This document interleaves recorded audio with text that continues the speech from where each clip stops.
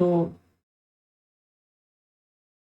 अभी जो इससे पहले मैंने एक वीडियो चढ़ाई थी, उसमें मैंने कहा था कि जो कौन से फैक्टर्स हैं,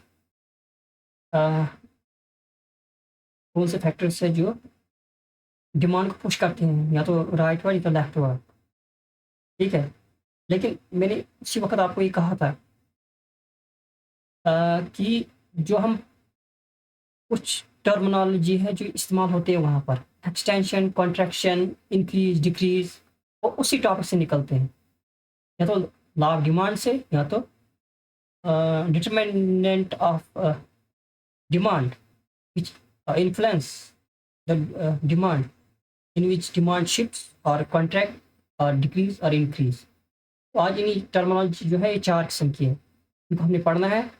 और उस पढ़ने के बाद आपको समझ जाएगा कि हम कितने, क्योंकि ये इंटररेटेड टॉपिक्स होते हैं, इनको पढ़ना बहुत ज़रूरी है और ये बहुत ज़्यादा एग्ज़ाम में आते हैं। जो मैं पढ़ाता जाऊँगा ये, मतलब आप सोचो कि ये एग्ज़ाम में आएँगे एट एनी कॉस्ट। इसलिए ये 1 सेकंड टाइम दे दो लाने।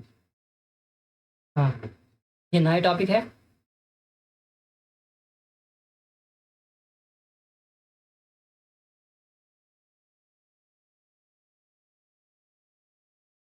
ठीक, तो आज हमने ये पढ़ना है कि ये कॉन्ट्रैक्शन और ये एक्सटेंशन होता क्या है।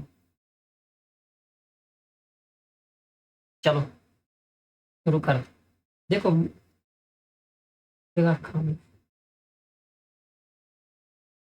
जब एक्सटेंशन और कॉन्ट्रैक्शन है, इनको अपनी मद्देनजर रखना है। मतलब इन दो टर्मिनोलॉजी को अपने एक दिमाग बिठा कर रखना, इनके बारे में हमें पढ़ना है। देखो, इसमें सबसे इम्पोर्टेंट बात क्या है, ये यूज होती है कहाँ पर, लॉ ऑफ डिमांड। कहाँ इस्तेमाल होती है, लॉ ऑफ डिमांड इस्तेमाल। ठीक है, मिसाल ये है कोई डायग्राम, यहाँ से ये कोई चीज़ आ रही है, यहाँ अगर प्राइस पी है, यहाँ ये डिमांड D1 है। फिर अगर प्राइस डिक्रीज हो गई, डिमांड D2 हो गई, लेकिन प्राइस डिक्रीज हो गई P1। ये जो यहाँ हो रही डिमांड हो गई क्या, एक्सटेंशन होगी ना। फिर फॉलिंग प्राइस, लेकिन अगर मैं प्राइस को इंक्रीज करूंगा, P2 लिखता हूँ और यहाँ पर प्राइस नीचे, ये देखो यहाँ ये डिक्रीज हो रही, मतलब यहाँ पर क्या हो रही है, कॉन्ट्रैक्शन। मगर ये जो है ना, ये पोजीशन नहीं बताती है, ये याद रखना, ये जो टर्म इस्तेमाल होते हैं पर ये पोजीशन नहीं बताती। मतलब ये यहाँ पर है, ये यहाँ पर ही रहेंगे, ये डायग्राम में देखो, ये मगर ये यहाँ पर क्यों रहेगी, क्योंकि अदर थिंग्स जो है, other things will not change. ये बहुत इंपॉर्टेंट।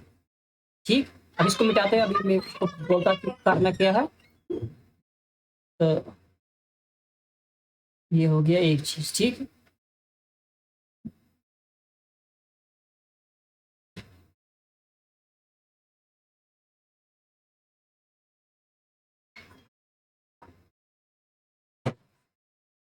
ये बहुत इंपॉर्टेंट, जो मैंने आप थोड़ा बहुत समझा है, ये बहुत इंपॉर्टेंट है। अभी आप छोटी छोटी टर्मिनोलॉजी है, लेकिन आपको ये अच्छी तरह याद करनी है।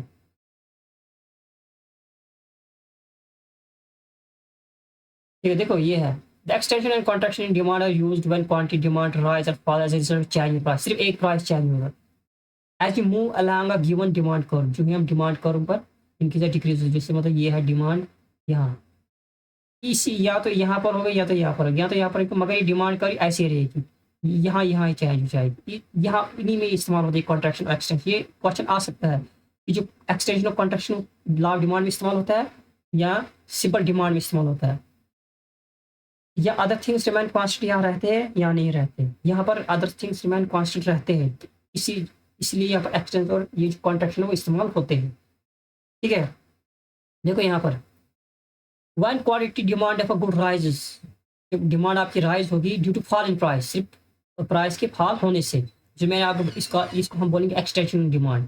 लेकिन अगर क्वांटिटी डिमांड आपकी फॉल होगी due to rise in price, it is called हम कॉन्ट्रैक्शन ऑफ डिमांड। ये जैसे मैंने क्या आपको डायग्राम में दिखाया, तो ये देखो, ठीक। अभी इसको हम डायग्राम में देखेंगे। ये मिसाल मैंने लिखी है, आप नोट्स बना सकते हो इसको पॉज़ करके वीडियो। ये देखो, ये बहुत इंपॉर्टेंट है, ये जो याद रखना exam point of view. Extension and contraction in demand takes place as a result of change in price alone. ये याद है, सिर्फ़ प्राइस एक चेंज होने की वजह से कॉन्ट्रैक्शन और एक्सटेंशन होता है। और व्हेन अदर थिंग्स या other determinants of demand, taste, income, profits to consume and price of goods remain constant. ये बहुत इंपॉर्टेंट है, ये पैराग्राफ बहुत इंपॉर्टेंट है, बहुत ज़्यादा। ठीक, देखो ये तो it doesn't change its position. ये पोजीशन आपको चेंज, मतलब पोजीशन ये ऐसे होता है, मतलब ऐसे यहाँ पर डायग्राम, ये वाली चेंज नहीं होगी। ये पोजीशन यहाँ से यहाँ नहीं चेंज होगी, ये इधर ही होती है। पोजीशन चेंज नहीं होगी। Only consumer move downward upward. Consumer या तो यहाँ जा सकता है या तो यहाँ जा सकता है, ठीक। मगर यहाँ नहीं जा सकता, ठीक। ये पैराग्राफ बहुत इंपॉर्टेंट, ठीक है। आप डायग्राम जो मैंने बनाई ये यहाँ पर ही याद रख, ठीक है।